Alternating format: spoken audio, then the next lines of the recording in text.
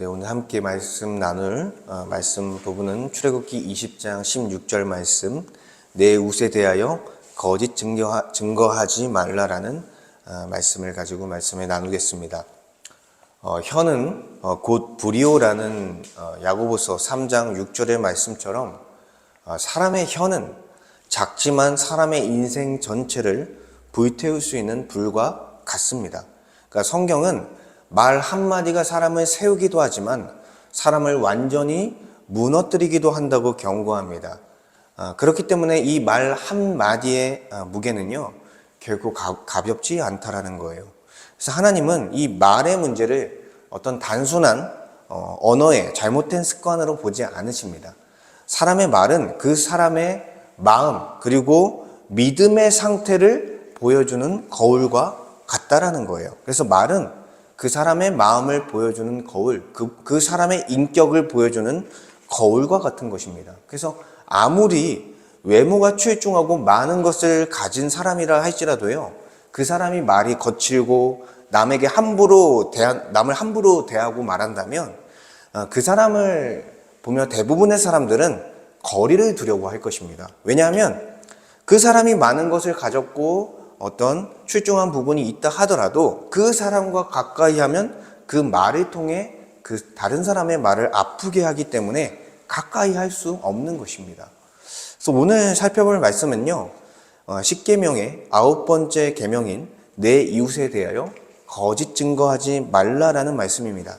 이것은 단순히 거짓말하지 말라라는 명령이 아닙니다. 오늘 본문의 말씀처럼 내 이웃에 대하여 거짓 증거하지 말라라고 표현한 것을 봤을 때 이것은요, 법정에서의 용어예요. 법정적인 용어라는 거예요. 그러니까 심판대 앞에서 위증하여 어떤 사람의 명예를 실추시키거나 불이익을 주면 안 된다는 가르침입니다. 그러니까 특별한 관계를 맺고 있는 이웃과의 관계를 또 강조하고 있어요. 즉 이웃의 명예를 훼손하지 말라라는 명령이라고 할 수 있습니다. 하나님이 주신, 인간에게 주신 그 명예를 훼손하지 말라. 그 명예에 대한 권한을 준 것에 대한 보호를 말씀하시는 것입니다. 그래서 오늘 말씀을 통해 우리의 말의 문제, 이 혀의 무서움에 대해서 깊이 깨달으며 내 옆에 있는 이웃을 깎아내리고 그의 명예를 훼손하는 것이 아니라 이웃의 명예를 오히려 세워주고 살리는 말을 하는 우리가 그러한 성도로 변화되는 그런 시간이 되기를 원합니다. 첫째로 하나님이 사람에게 주신 명예를 귀히 여기라라는 내용을 좀 살피겠습니다. 사람은요, 어떤 사자, 코끼리, 강아지, 나무, 돌 같은 어떤 단순한 그런 피조물이 아닙니다. 하나님이 이르시되 우리의 형상에 따라 우리의 모양대로 우리가 사람을 만들고 그들로 바다의 물고기와 하늘의 새와 가축과 온 땅과 땅에 기는 모든 것을 다스리게 하자 하시고라고 창세기 1장 26절에 말씀하셨습니다. 이 말씀은 사람이 삼위 하나님의 형상이 반영된 존재로서 하나님과 인격적인 관계를 맺고 그 하나님과의 인격적인 관계 속에 이웃과의 인격적인 관계를 맺을 수 있는 존재라는 것을 설명하는 거예요. 그리고 이성을 가지고 생각을 가지고 판단할 수 있는, 분별할 수 있는 그런 능력이 있으며 다른 동물들과 다른 피조물들과는 다르게 하나님의 윤리 도덕, 그 도덕성을 가진 존재로서 특별히 창조된 그런 존재라는 것입니다. 특별히 창조되어져서 바다의 물고기와 하늘의 새와 땅의 모든 것들, 땅에 기는 모든 것들, 그리고 온 땅을 다스릴 수 있는 권한, 대리 통치자, 피조물을 대리해서 다스릴 수 있는 그런 대리 통치자요, 청지기요, 피조물의 왕으로서의 가장 높은, 피조물 중에서 가장 높은 권위를 우리 사람에게 부여해 주셨다는 것입니다. 그러니까 이 사람은 하나님의 그 거룩히 여김을 받으신 하나님의 명예를 덧입은 그런 존재라는 것입니다. 그래서 하나님이 이름이 거룩히 여김을 받아야 하는 것처럼 하나님의 형상인 사람의 명예 또한 보호받고 사람이라는 존재 자체가 존귀히 여겨져야 한다는 것입니다. 이렇게 창조 때뿐만 아니라 인간이 타락한 이후에도 하나님은요, 어떻게 말씀하시냐면 노아 때에 사람의 피를 흘리면 사람이 그 피를 흘릴 것이니 이는 하나님이 자기 형상대로 사람을 지으셨음이라 라고 설명하고 있습니다. 그러니까 창세기 9장에서 나온 말씀인데 타락 이후에도 사람은 존귀한 존재라는 거예요. 그리고 보호를 받아야 하는 대상이라는 것을 명확하게 이 말씀을 통해 그 피를 흘리게 한 자는 그 피에 대한 대가를 반드시 치러야 한다는 것을 통해 하나님의 형상으로 지음받은 사람이 보호를 받아야 된다는 사실을 성경은 알려주고 있는 것입니다. 그렇기 때문에 이 사람의 명예를 짓밟는 일은요, 단순히 그 사람과의 인간관계의 문제를 일으키는 것뿐만 아니라 하나님의 형상인 사람을 모독하는 죄라는 거예요. 궁극적으로는 하나님의 형상으로 사람을 만드신 하나님을 모독하는 죄라는 것입니다. 그래서 사람에 대한 한마디의 어떤 험담과 왜곡된 말, 그리고 진실이 아닌 모함은요, 하나님께서 인간에게 주신 존귀함을 훼손하는 행위다라고 할 수 있는 것입니다. 그래서 하나님은요, 야고보서 3장 말씀해 보니까 이것으로, 그러니까 혀를 말하는 거예요. 혀로 우리가 주 하나님을 찬송하고 또 이것으로, 또 이 혀로, 우리의 입술로 하나님의 형상으로 지음받는 사람을 저주하나니라고 말씀하고 있습니다. 그러니까 우리의 혀로 예배와 경건의 자리에서는 하나님 아버지를 찬송하면서도 너무나 쉽게 다른 상황에서는 하나님의 형상대로 지음받은 사람을요, 저주하는 일을 너무나 쉽게 일삼고 있다는 것을 이 야고보서 말씀을 지적을 하고 있는 것입니다. 이어서 야고보서 이 3장 말씀에서 한 입에서 찬송과 저주가 나오는도다. 내 형제들아 이것이 마땅하지 아니하나니 샘이 한 구멍으로 어찌 단물과 쓴물을 내겠느냐. 내 형제들아 어찌 무화과 나무가 감람열매를 포도나무가 무화과를 맺겠느냐. 이와 같이 짠물이 단물을 내지 못하느니라 라고 말씀하며 한 입에서 찬송과 저주가 나오는 것이 성도로서 마땅하지 않다라는 것을 분명히 말씀합니다. 샘이 한 구멍인데 한 구멍에서 단물과 쓴물 이 두 가지가 동시에 나오는 일은 없다라는 것입니다. 그리고 무화과 나무에서 감람 열매가 맺히고 포도나무에서 무화과 열매가 맺히는 일은 없는 것이며 짠물에서 단물이 나는 일은 없다라고 성경은 이야기하고 있는 거예요. 즉 예수 그리스도 안에서 변화된 성도라면 그 본성에 맞는 말을 해야 된다는 것입니다. 즉 사람을 저주하는 것이 아니라 하나님을 찬송하고 사람을 세우는 말을 하는 것이 새로운 본성을 가진 새 사람의 정상적인 모습이다라고 할 수 있는 것입니다. 그래서 열매를 통해 그 나무가 좋은 나무인지 나쁜 나무인지를 알 수 있다라고 예수님은 마태복음 7장에서 이제 말씀하고 있는 것이죠. 그래서 하나님은요, 에베소서 4장 25절에 이렇게 말씀합니다. 거짓을 버리고 각각 그 이웃과 더불어 참된 것을 말하라. 이는 우리가 서로 지체가 됨이라 라고 말씀하셨습니다. 그러니까 새 사람으로 부름을 받은 성도는요, 진리신 그리스도 안에서 거짓과 속임과 위선과 진리를 숨기는 태도를 의도적으로 우리는 계속해서 벗어버려야 하고 지속적인 회개를 이루며 나아가야 된다는 것입니다. 특히나 교회의 지체들과 참된 것을 말하라고 명령을 하고 있는 거예요. 예수 그리스도 안에서 하나 되게 하신 교회의 지체들과 서로 진실되게 대하며 그들과 진실된 관계를 맺고 거짓과 속임, 위선으로 말하지 말고 참된 것을 말하라고 권면합니다. 이것은 이웃, 지체들을 진실하게 대해야 함을 말해주고 있는 것이며 더 나아가서 참된 것, 즉 공동체를 세우는 진리를 말하기를 힘쓰라는 권면인 것입니다. 그러니까 그 말을 다른 사람을 저주하는 데 쓰지 말고 참된 것, 하나님의 이 진리를 함께 나누고 함께 권면하고 함께 그 말씀으로 살아내는 쪽으로서 이 우리의 입술을 사용하라는 것입니다. 그렇기 때문에 사람이 이 본문들에서 계속 말하는 게 뭐예요? 사람이 하나님의 형상으로서 지어졌다라는 거예요. 그러니까 사람이 하나님의 형상으로서 지어졌다라는 것 자체가 이 성경의 가르침에 따라 사람의 명예를 훼손하지 않고 보호해줘야 된다라는 그 사실을 분명히 알려주고 있는 것입니다. 그러니까 사람은 존귀 여김을 받아야 되는 그런 대상이다. 우리는 그 사람에 대한 그러한 마음과 태도를 가져야 된다라는 것이죠. 그리고 두 번째로 내 이웃에 대하여 거짓 증거하지 말라라는 말씀입니다. 그러니까 거짓 증거는요, 단순한 위증이 아닙니다. 악의적인 의도로 이웃의 인격과 명예를 무너뜨리는 행위가 바로 위증, 거짓 증언이다라고 할 수 있는 거예요.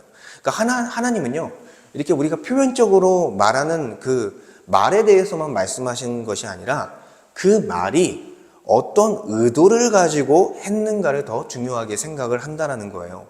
그 거짓 증거를 말하는 것은요, 악의적인 의도를 담고 있는 것입니다. 그러니까 남의 명예를 훼손하고 시추시키고 지위를 잃어버리게 하며 조롱거리가 되게 하는 것은요, 악한 동기를 포함하고 있다는 거예요. 이 거짓의 근원은 어디서부터 시작됐습니까?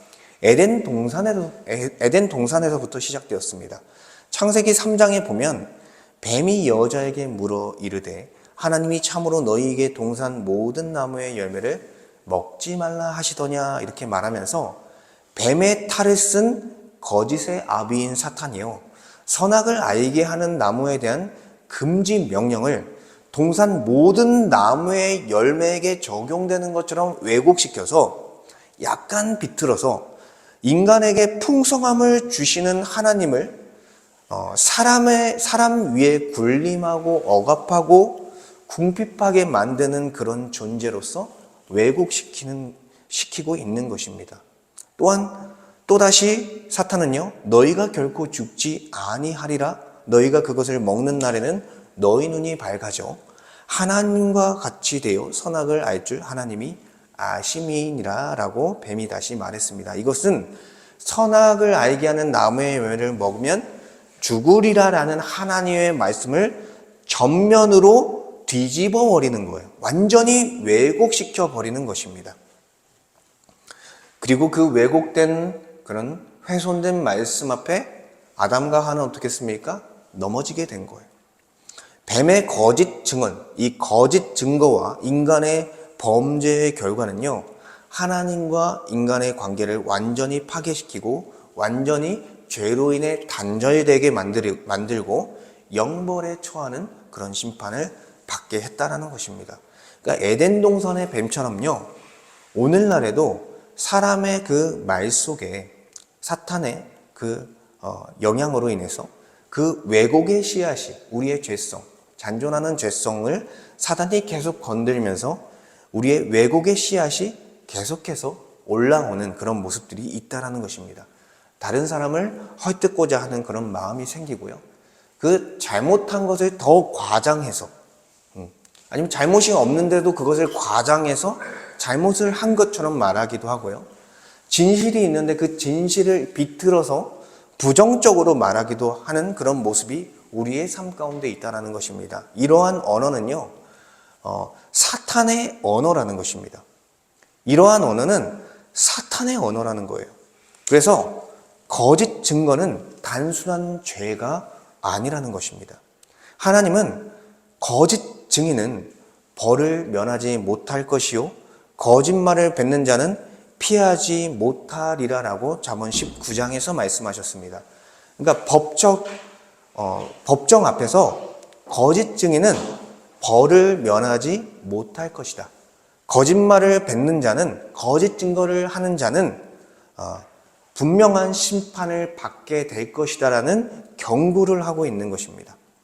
그래서 하나님은요, 이 잠언 6장에서 어떻게 말씀하시냐면, 하나님이 미워하시는 자들에 대한 그런 명록들이 있는데, 거기 중에 어떤 사람들이 있냐면, 거짓을 말하는 혀와 거짓 증언하는 망령된 자가 하나님께서 미워하시는 것들에 해당하는 것이다라고 말씀하고 있어요. 그러니까 하나님이 이 거짓 증언으로 다른 이의 명예를 시추시키고 불이익과 상처를 주는 것을 가장 혐오스러워하는 그런 죄로 여기고 그러한 죄를 미워하신다라는 사실을요, 이 성경을 통해 밝히 드러내고 있는 것입니다. 왜냐하면 그거는 사람에게 그러한 거짓 증거로서 그 사람을 완전히 무너뜨리는 것은 마땅하지 않은 일이기 때문입니다. 현재 우리 사회에서의 법정에서도요, 법정에서는요, 증인 이외에 여러 가지 증거로 채택할 수 있는 여러 가지 방법이 있습니다.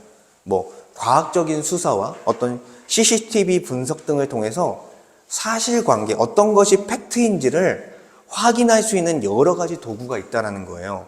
그런데 이 성경에 기록된 과거의 이스라엘 사회, 그리고 대부분의 과거에는요, 증인 이외에는 이러한 사실관계를 확인할 수 있는 방법이 거의 없었다라는 거예요. 그렇기 때문에 증인은 법정에서 굉장히 중요한 위치에 있으며 그 증인이라는 것 자체가 무거운 책임을 가지고 있는 것입니다. 그렇기 때문에 이 율법에서는요, 거짓 증언의 문제를 심각하게 다루며 이 거짓 증언에 대하여 안전장치를 두었습니다.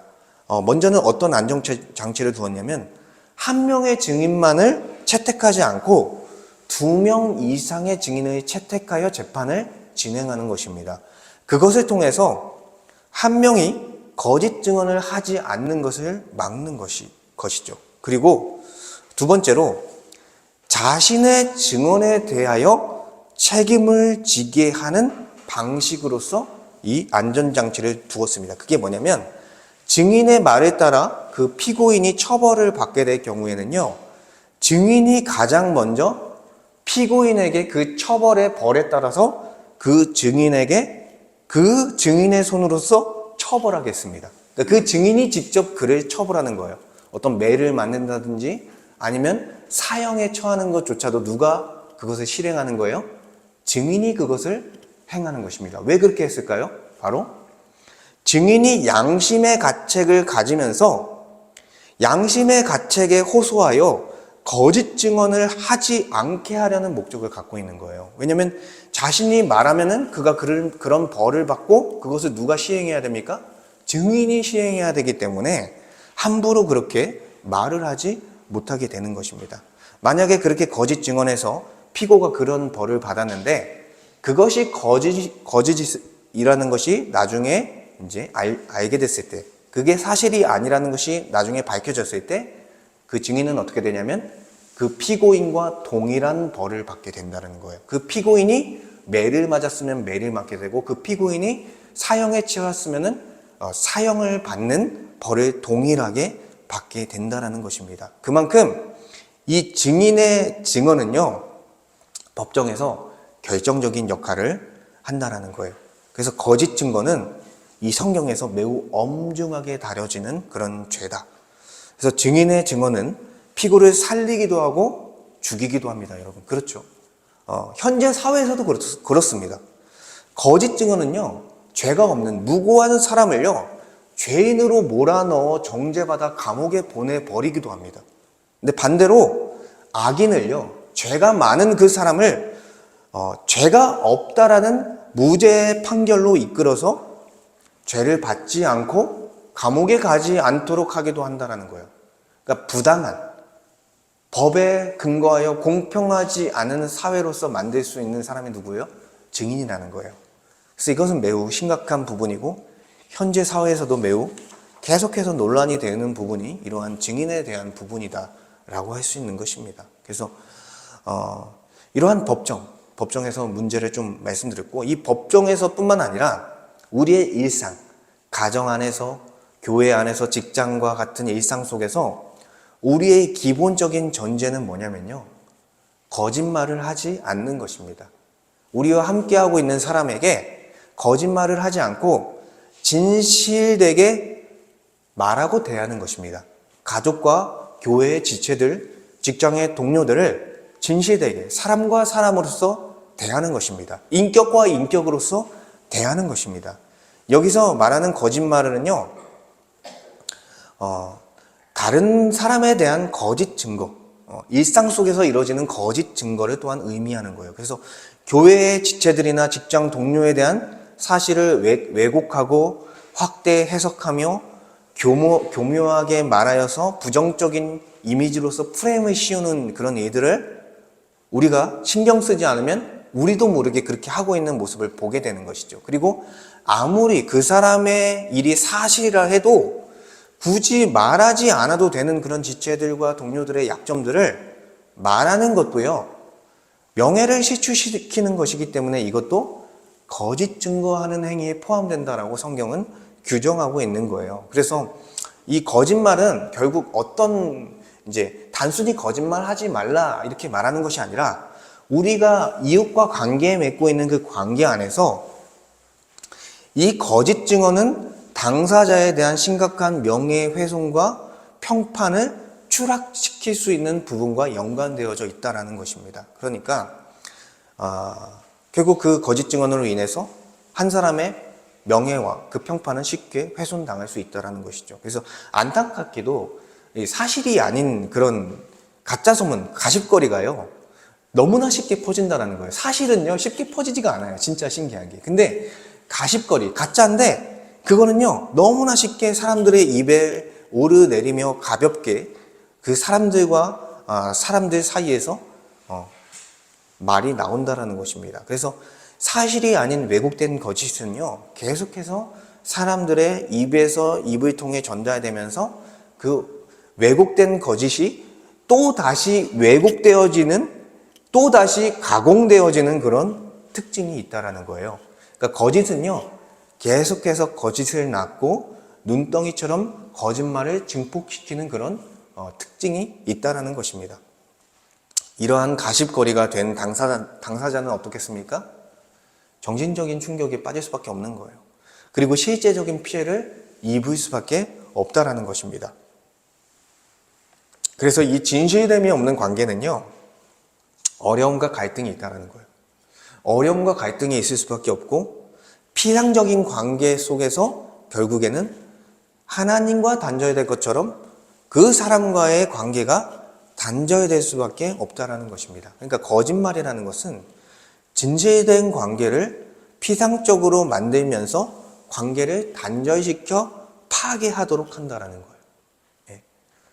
거짓말, 거짓 증거라는 것이 이렇게 파괴적인 결과를 가져온다라는 것입니다. 그래서 우리는 어떤 말을 해야 됩니까? 진실된 말, 참된 말을 하는 것이 너무나 중요하다라고 할 수 있습니다. 그래서 구계명은요, 진실을 말하라는 명령이지만 우리가 몇 가지 예외적인 것을 우리가 좀 생각을 해봐야 돼요. 모든 진실을요, 아무 때나 누구에게나 어떤 방식으로든 말하라는 뜻이 아니에요. 이것은 그러니까 때로는 말하지 않는 것이 이웃을 살리고 그 사람의 명예를 보호하는 그런 길이 될 수 있다라는 것입니다. 그러니까 예외적인 것들 제가 조금 말씀드릴 건데, 그러니까 이웃의 명예를 보호하기 위한 침묵은요, 사랑의 표현이다라고 할 수 있는 거예요. 그러니까 이웃의 허물과 약점들을 드러내요. 예를 들어 죄라 할지라도 적절하게 교회 안에서 치리 과정을 거쳐서 이제 다 해결된 문제인데, 그러한 허물과 약점을요, 사람들 앞에서 공적인 자리에서 드러내어서 그 사람의 명예를 훼손하는 것은요, 이것은 거짓 증거의 한 형태라고 할 수 있는 것입니다. 그러니까 특히나 교회 안에서 지체가 이미 회개하고 어떤 치리와 권면의 과정을 통해서 교회 공동체 안에서 다시 회원의 자격을 회복했음에도 불구하고 그의 과거를 다시 언급하면서 그의 허물과 약점을 들춰내는 것은, 이것은 거짓 증거와 같은, 그 사람을 사랑하지 않는 것이고 그 사람을 인격적으로 대하지 않는 그런 모습이다라고 할 수 있는 것이죠. 그래서 하나님은요, 회개한 죄인을 향해서 그들의 죄를 다시는 기억하지 아니하신다라고 하나님은 말씀하셨습니다. 하나님께 정말 참되게 회개한 자들에 대해서 그들의 죄를 다시 기억하지 아니하신다. 하나님이 기억하지 아니하신다는데 왜 우리가 그것을 들춰내는 것입니까? 그러므로 이웃의 그 과거의 흠을 다시 말하는 것은요, 말하지 않고 침묵을 유지하는 것은요, 이 진리 안에서 허용된 거짓말이라는 거예요. 그러니까 말하지 않아서 그 거짓말이 되는 것이 아니라 진리 안에서 허용된 예외적인 거짓말이다라고 할 수 있는 것이고, 그렇게 말하지 않고 침묵을 지키는 것이 오히려 그 신중한 침묵이 옆에 있는 형제 자매의 명예를 지켜줄 수 있는 그러한 하나님의 진리라는 것입니다. 그래서 우리가 말을 할 때, 진실을 얘기할 때 그 대상을 세우고자 하는 말인가라는 생각을 우리는 해봐야 돼요. 정말 내가 이 말을 했을 때 그 대상을 세울 수 있는 말인가? 그리고 내가 이 말을 하는 목적과 동기가 그 대상을 사랑하기 때문에 하는 말인가라는 부분에서 우리는 생각을 해봐야 된다는 것이죠. 또한 여러 가지 예외적인 상황이 있는데, 성경에서 불의하게 생명을 빼앗으려는 상황 속에서 생명을 보존시키기 위해서 거짓말을 예외적으로 허용한다라는 것을 성경은 보여주고 있습니다. 몇 가지를 말씀드리면, 출애굽기 1장에서요, 바로가 남자아이가 태어나면, 히브리인들의 남자아이가 태어나면 죽이라는 명령을 했을 때 히브리 산파들은 어떻게 했습니까? 죽이지 않고 남자아이들을 살렸습니다. 왜 그렇게 했습니까? 이거는 하나님의 그 법, 하나님의 언약을 기억하는 것이 더 바로의 명령보다 더 중요하다고 믿었고, 그것에 따라서 이스라엘의 어린 자녀들을 보호하는 산파들의 신실함을 보여준 것입니다. 그러니까 하나님은 이 산파들의 행위를 거짓말을 했다고 해서 책망하지 않습니다. 어떻게 합니까? 오히려 그들의 집에 은혜를 베풀어 주셨습니다. 이것은요, 그러니까 하나님의 법이 더 높은 거죠. 불의한 생명을 취하려는 그 사람들에게 있어서는 생명을 보호해주기 위해서 거짓말을 하는 것이 더 맞다라는 거예요. 그리고 성경의 한 본문을 더 보면 여리고의 라합은요, 이스라엘의 정탐꾼들을 숨겨줍니다. 그리고 그 정탐꾼들을 찾는 그 사람들에게 어떻게 말합니까? 그들이 이미 다 떠났다라고 거짓말했습니다. 그것을 두고 하나님이 책망합니까? 책망하지 않습니다. 오히려 히브리서에서 하나님은 그의 믿음을 의롭다 하셨다라고 평가하는 거예요. 네. 현대사에서도 마찬가지입니다. 독일의 나치의 핍박 속에서 유대인이 몇만 명이 죽었죠? 600만 명이 죽었습니다. 마녀 사냥이 시작됐어요. 근데 유대인들을 누가 숨겨줬냐면 그리스도인들이 많이 숨겨줬습니다. 그러니까 불의한 권력에 맞서서 생명을 살리기 위해 자기 집에 숨기고 그들은 여기 오지 않았다라고 거짓말을 했던 그런 이들이 많았다라는 거예요. 이것은요, 하나님의 계명에 따라 허용될 수 있는 거짓말이다라고 할 수 있는 것입니다. 그래서 전쟁의 상황에서도 마찬가지예요. 전쟁의 상황에서 상대편에게 인질로 잡혔을 때 우리의 어떤 상황들에 대해서 그 진실을 말할 수 없는 것과 같은 것이죠. 왜냐하면 그렇게 되면 우리나라의 많은 사람들이 생명을 잃을 수밖에 없는 것이기 때문에 우리가 진실을 말하지 않고 거짓말을 할 수밖에 없는 그런 예외적인 상황이 있다라는 거예요.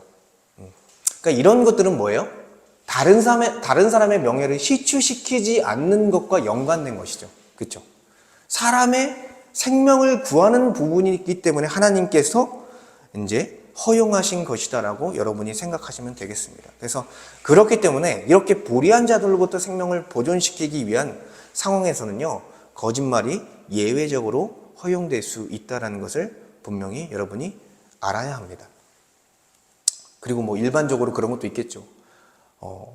그 사람이 키가 작고 좀 외모가 부족한데 그 사실을 우리가 직접적으로 말하지 않잖아요. 왜냐하면 그 사람에게 그렇게 말하는 것은 인격적으로 모독을 하는 것입니다. 그렇죠? 그 사람에게 약점이 있습니다.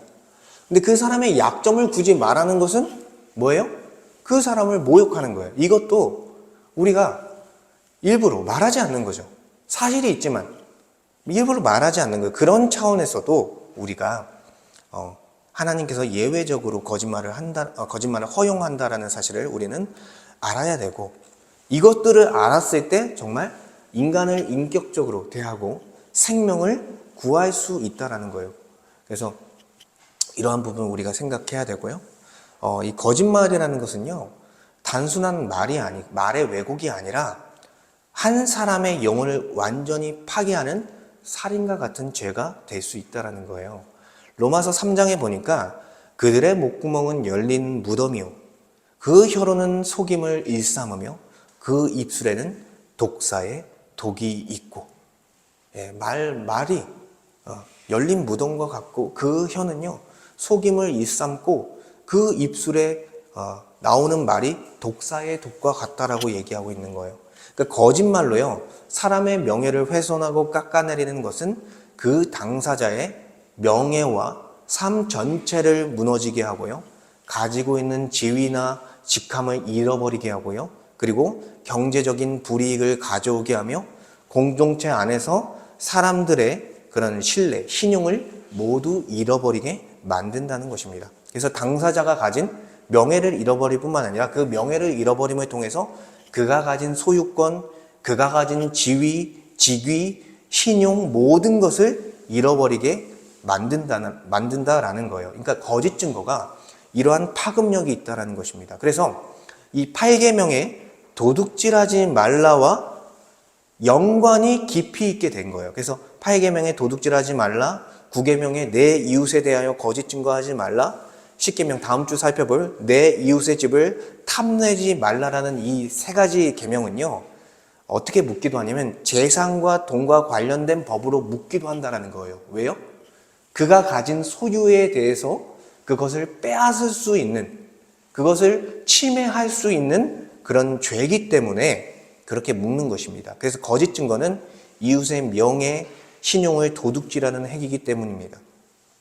그래서 명예는 눈에 보이지 않지만 한 사람의 신용과 평판이에요. 그게 그 사람의 신용과 평판이에요. 그 명예가 결국 그 명예라는 것은요, 그 사람의 생계와 삶의 기반이 그 명예에 달려 있습니다. 그렇죠. 여러분, 검증되지 않는 사람을 직장에서 쓰지 않습니다. 범죄자를 함부로 직장에서 채용하지 않습니다.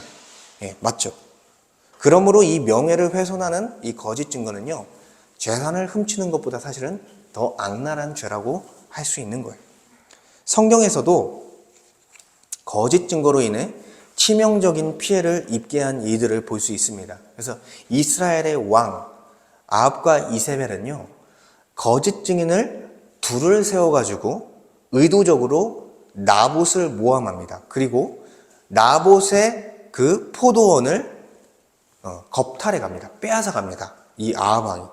그래서 이 나봇의 포도원 사건은요, 두 명의 거짓 증인을 보냄을 통해서 생명을 앗아가 버리고 재산을 도둑질한 대표적인 사건이라는 거예요.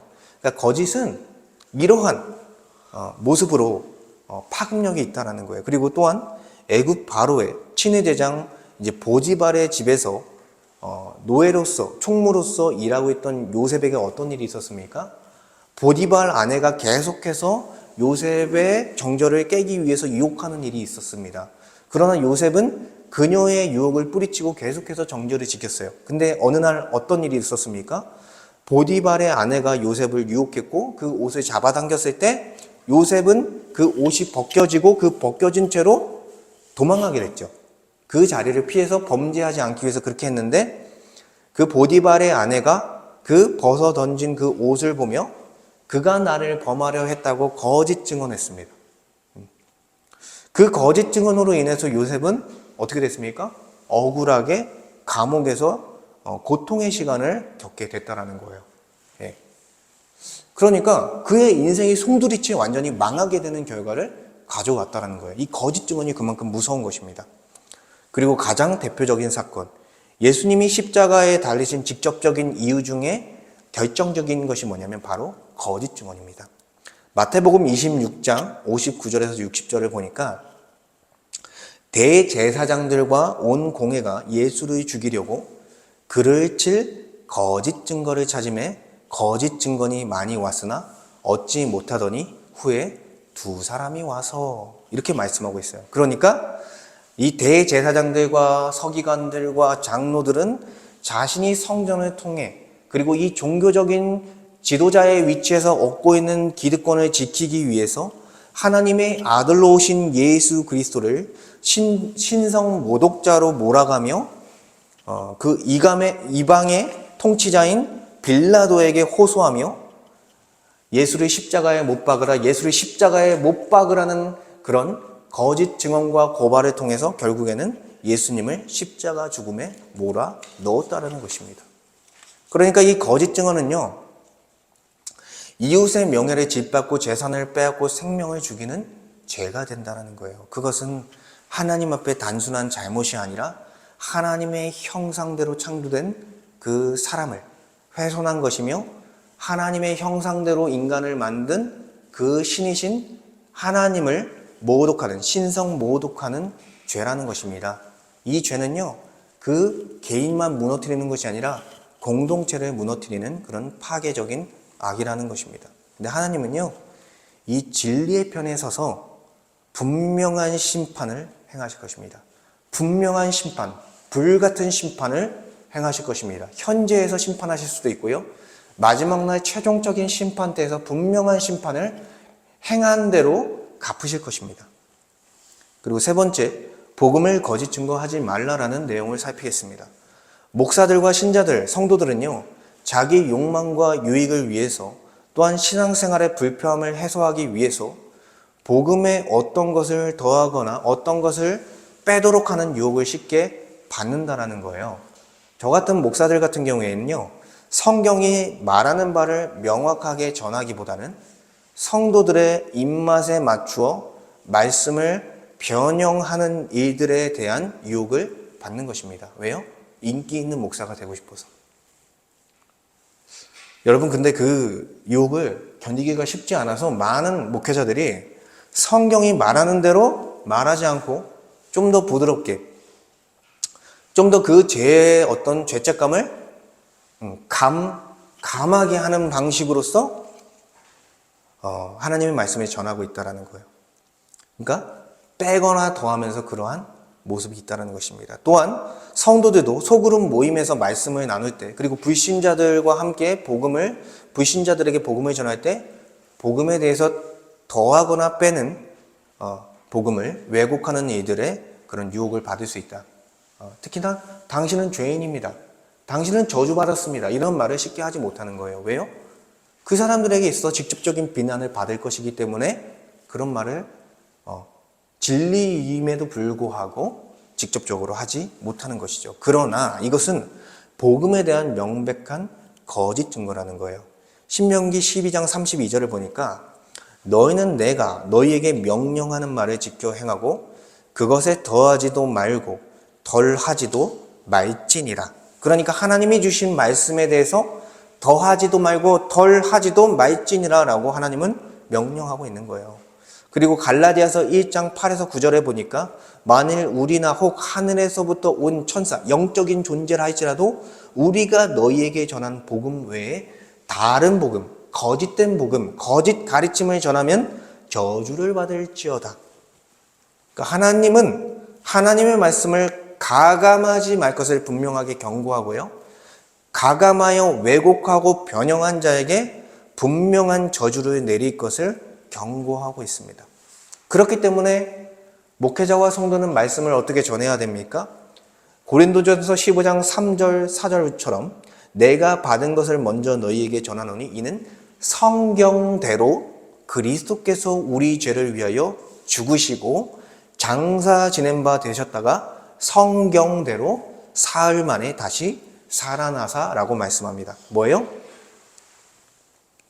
고린도 후서의 말씀은 복음을 성경대로, 성경에 기록된 대로 전해야 된다고 말을 하고 있는 거예요.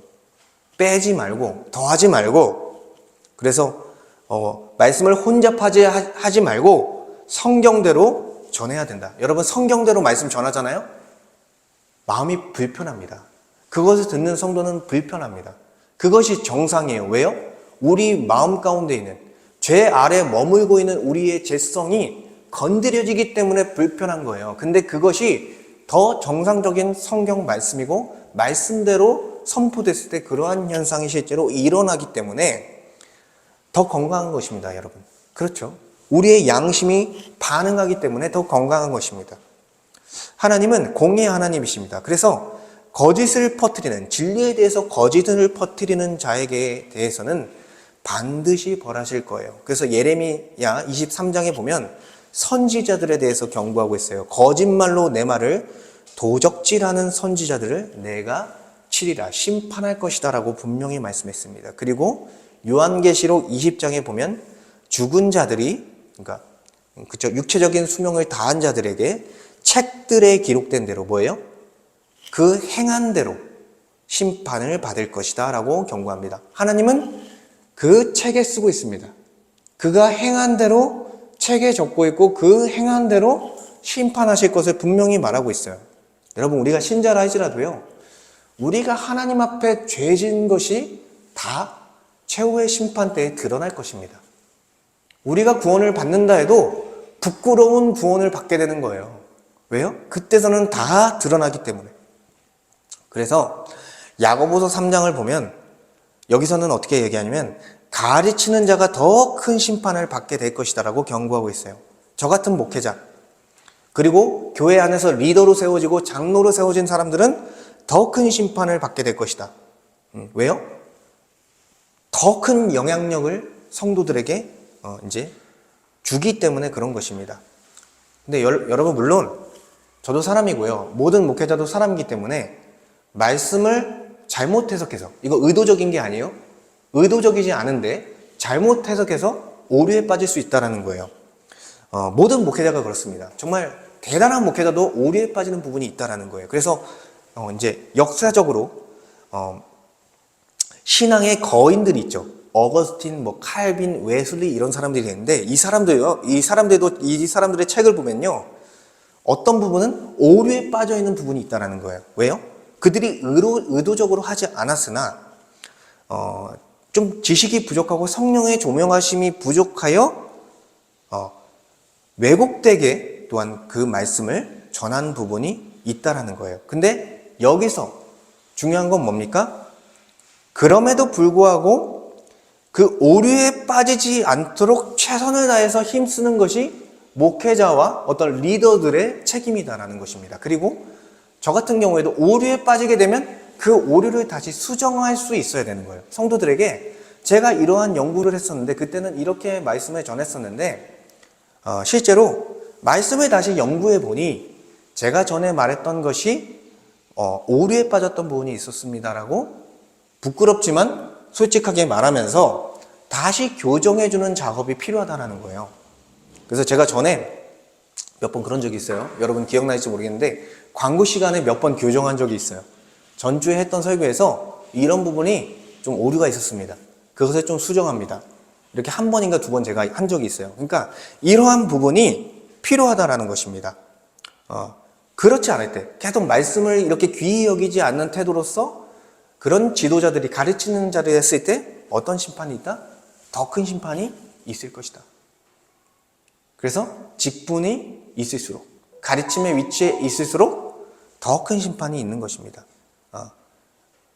어쨌든 간에 이런 목회자뿐만 아니라 성도들도 마찬가지예요. 소그룹 모임에서 리더가 될 수 있죠. 그리고 말씀을 나누는 이 불신자 그룹에서는 복음을 전하는 복음 전도자가 됩니다. 그 상황에서 그 사람들을 생각해서 의도적으로 진리를 왜곡하거나 하나님을 왜곡하는 이들이 있으면 이것들은 다 엄중한 심판을 받을 수 있다는 것을 우리는 기억해야 돼요. 그래서 목회자뿐만 아니라 성도들도요, 말씀을 배워가는 이유가 여기에 있습니다. 저만 말씀을 바르게 알아야 되는 것이 아니라 여러분도 말씀을 계속해서 연구하며 그 참된 말을 할 수 있도록 준비되어져야 한다는 거예요. 그래서 요즘에는요, 어떤 문제가 있냐면 최근 SNS, 유튜브나 블로그 이런 부분에서 신학 검증이 되지 않은 일반 성도들이 말씀을 해석하고 그것을 설교의 강단에서 선포하듯이 영상으로 또는 글로써 선포하는 일들이 벌어지고 있다는 것입니다. 그전에는 없던 현상이에요. 근데 뉴 미디어를 통해서 실제로 그런 일들이 일어납니다. 신학적인 검증이 되지 않은 사람들이 자기를 어떤 목사와 같은 그런 존재로서 이렇게 생각하게 하면서 전하는 일들이 많다라는 거예요. 여러분, 근데 신실한 자들을 통해서 긍정적인 효과도 있습니다. 물론 그렇지만 말씀을 왜곡하는 일에 한몫을 하는 게 지금 그런 검증이 되지 않은 사람들이 말씀을 선포하면서 일어나는 일들이에요. 그래서 여러분이 유튜브를 볼 때 여러분 많이 보시잖아요. 근데 다 그것을 받으면 안 돼요. 적어도 그 목회자가, 그 성도가 정말 신학적으로 검증된 사람인가를 확인해야 됩니다. 그렇지 않으면 그것들을 수용하게 되는 거예요. 그래서 우리는 신중하게 말씀을 배워가야 되고, 기본적으로는 교회 안에서 말씀을 배우는 것이 우선적이 되어야 되는 것입니다. 그래서 목회자와 성도는요, 진리의 증인으로서 부름을 받았다라는 사실을 여러분 기억하시길 바랍니다. 그래서 우리는요, 사랑 안에서 참된 것을 말하기 위하여 노력을 해야 합니다. 완전할 수 없으나 오류에 빠지지 않기 위해서 우리는 계속해서 말씀을 붙들며 더 완전한 복음, 더 진리된 진리를 향해 나아가야 한다는 것입니다. 왜요? 하나님께서 우리에게 보배로운 그 복음을 우리에게 맡겨주셨기 때문입니다. 마지막으로 예수 그리스도 안에서 거짓 증거하지 않을 수 있다는 것입니다. 사람은요, 다 거짓되되 오직 하나님은 참되시다라고 말씀합니다. 사람은요, 다 거짓됩니다. 근데 하나님만이 참되십니다. 여러분, 저도 그렇고요. 제 마음을 들여다봤을 때, 여러분의 마음을 들여다봤을 때 어떻습니까? 연약하죠. 이기적이죠. 자신을 지키기 위해서, 내 유익을 얻기 위해서, 혹은 나의 두려움 때문에 거짓을 말할 때가 참 많다라는 것입니다. 이 거짓은요, 어떤 죄의 본질적인 모습이에요. 인간의 본성 깊은 곳에 자리 잡은 죄의 열매가 바로 거짓입니다. 그러나 하나님은 사람이 아니시니 거짓을 말씀하지 아니하시고 오직 진리만을 선포하시는 분이 바로 하나님이십니다. 왜요?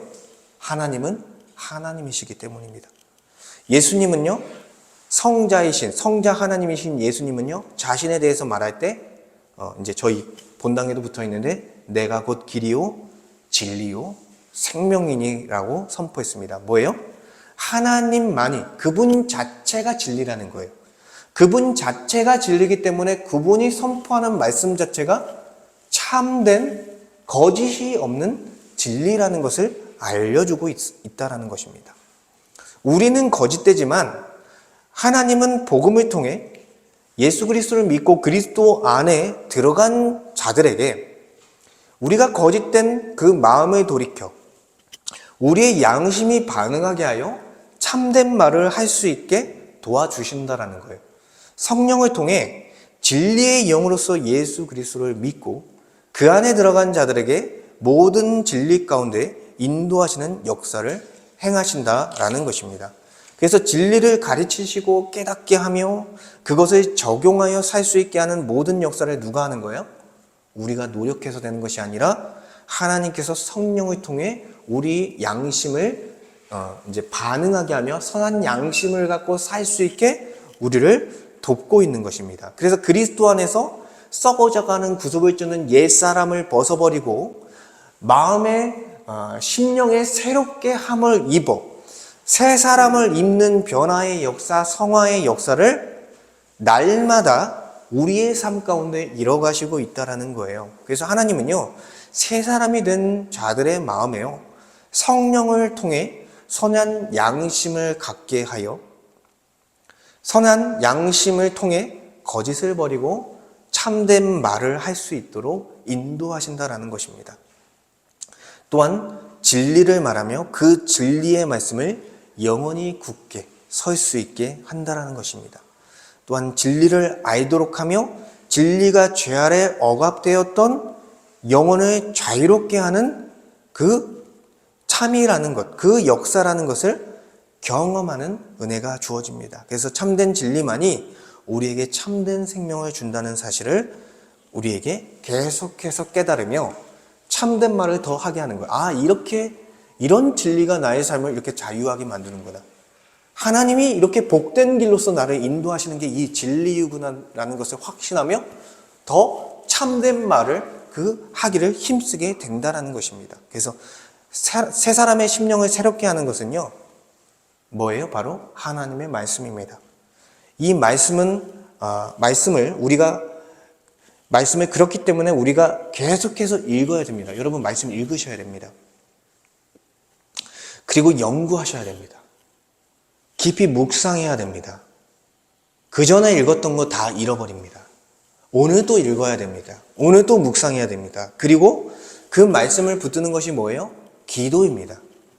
기도를 통해서 말씀을 붙들고 그것이 적용되어지는 거예요. 하나님께서 성령께서 역사하시는 것입니다.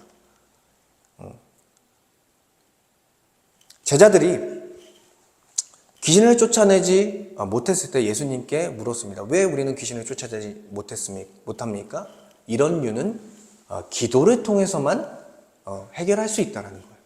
그러니까 성령의 역사는 기도를 통해서 임하는 것입니다. 그래서 말씀과 기도는요, 형식적인 신앙생활이 아니라 우리가 본질을 붙들고 살 수 있게 하는 가장 중요한 은혜의 방편이라는 거예요. 그래서 하나님은요, 이렇게 말씀과 기도를 통해 성령의 조명하심을 통해 말씀을 깨닫게 하고 그 말씀이 살아 역사하여 우리가 그 말씀대로 살게 하는 인도하심을 허락하신다라는 것입니다. 그게 바로 믿음으로 살아가는 영적인 원리라는 거예요. 그래서 우리는요, 오늘 이 말씀을 살폈는데 말을 하기 전에 확인할 것들이 있습니다. 뭐냐면 이것이 정말 참인가? 이것이 사실인가? 팩트인가? 라는 부분을 우리는 생각해야 돼요, 먼저. 그리고 두 번째로 이 말이 지금 이 사람에게 이 상황에 필요한가? 내가 하는 이 말이 그 사람에게 필요한 말인가를 다시 한번 생각해 봐야 됩니다. 그리고 내가 이 말을 그 사람에게 하려는 것이 그 사람을 사랑하기 때문에 하는 말인가라는 부분을 우리는 말하기 전에 생각해야 됩니다. 그래서 그를 정죄하기 위함인가 아니면 그를 세우기 위함인가를 우리는 분별해야 됩니다. 우리의 동기를 점검해야 된다라는 그런 말씀입니다. 그래서 에베소서 4장 29절의 말씀을 보면 너희 입에서 무릇 더러운 말은 하지 말고 오직 덕을 세우는데 소용되는 대로 선한 말을 하여 듣는 자들에게 은혜를 끼치게 하라, 이렇게 말씀하고 있습니다. 우리는 왜곡된 사실을 전하는 것에 대해서 우리는 멈춰야 됩니다. 혹여나 왜곡된 사실을 전했다면 부끄러움을 각오하고 전한 말을 바로잡고 수정하기 위해서 노력해야 됩니다. 그리고 또한 필요할 때에는 당사자에게 찾아가서 화해를 요청하고 용서를 구해야 돼요. 그렇죠. 명예를 실추시켰기 때문에. 그리고 명예를 훼손한 것에 대한 책임을 져야 됩니다. 그것이 바로 신자의 건강한 모습이죠. 그래서 우리는 특히나 교회 공동체 안에서 지체들의 명예를 실추시키지 않도록 신경을 써야 돼요. 결국에는 가장 가까운 사람들의 명예를 실추시키기가 쉽다라는 것입니다. 우리는 한 몸이기 때문에 우리가 서로 그렇게 하면 더 안 되는 것이죠. 또한 가정과 직장에서도 이러한 연장선상에서 다른 이의 명예를 실추시키지 않고 오히려 덕을 세우고 사람을 살리는 말을 해야 할 것입니다. 왜냐하면 모든 사람은 하나님의 형상대로 지음을 받은 존재이기 때문입니다. 오늘 말씀을 생각하며 함께 기도하기 원합니다. 하나님은요, 우리의 마음 가운데 있는 악의적인 의도와 동기를 좀 제거해 주시기를 우리가 바라기를 원합니다. 우리의 마음에 악의적인 의도와 동기로 다른 이를 비판하고 헐뜯으며 명예를 의도적으로 실추시켰던 그런 일이 있다면 우리가 그렇게 쉽게 범했던 모습이 있습니다. 주님, 우리의 그런 악한 동기와 의도를 제거하여 주시옵소서. 그리고 그렇게 남을 헐뜯고 무너뜨렸던 저주스러운 삶에서 벗어나 오히려 덕을 세우고 사람을 살리는 말을 한마디라도 더 할 수 있도록 주님께서 성령으로 인도하셔서 선한 양심을 갖고 선한 말을 할 수 있게 도와주시옵소서. 이렇게 함께 말씀을 가지고 함께 기도하겠습니다. 아버지 하나님, 감사합니다. 하나님께서 오늘 주신 말씀을 통해 우리의 입을 통해 사람을 살리기도 하고 사람을 망하게도 한다는 사실을 알려주시니 감사합니다. 하나님의 이 생명의 말씀이 전달되는 통로로 우리의 입술을 주셨는데 우리는 이 입술로 하나님을 찬송하고 참된 말을 하는 것이 아니라 남을 헐뜯고 또한 비판하며 아버지 명예를 실추시키고 또한 사실이 아닌 사실을 왜곡하여 또한 부정적인 이미지를 심겨주는 그러한 안타까운 일들을 너무나 쉽게 범합니다. 특히나 옆에 있는 가까운 사람들의 그 사람들의 모습을 보며 그들의 명예를 실추시키는 일을 너무나 쉽게 범합니다. 주님, 우리를 불쌍히 여겨 주시옵소서. 우리의 연약함을 불쌍히 여겨 주시옵소서. 성령께서 하나님의 말씀으로서 우리의 부패한 양심을 자극하여 우리의 그 양심이 회개하게 하여 주시옵소서. 우리의 의도적인 악의적인 동기를 회개시켜 주시옵소서. 주님, 우리가 정말 선한 양심을 가지고 선한 말을 하며 사람을 세우는 말을 하며 덕이 되는 말을 할 수 있는 은혜가 있기 원합니다. 하나님께서 주님, 거짓 증거하지 말라 말씀하셨으니 내 이웃에 대하여 거짓 증거하지 않는 그런 하나님의 백성으로 살아갈 수 있도록 주님께서 은혜를 베풀어 주시옵소서. 우리의 말을 점검하게 하시고 우리의 마음의 동기를 점검하게 하시옵소서. 교회 안에서, 가정 안에서, 직장 안에서 우리와 함께 맺어주신 우리 귀한 우리 하나님의 형상들인 그 사람들을 존귀히 여기게 하시고 그들을 귀하게 여길 수 있는 그런 마음을 허락하여 주시옵소서.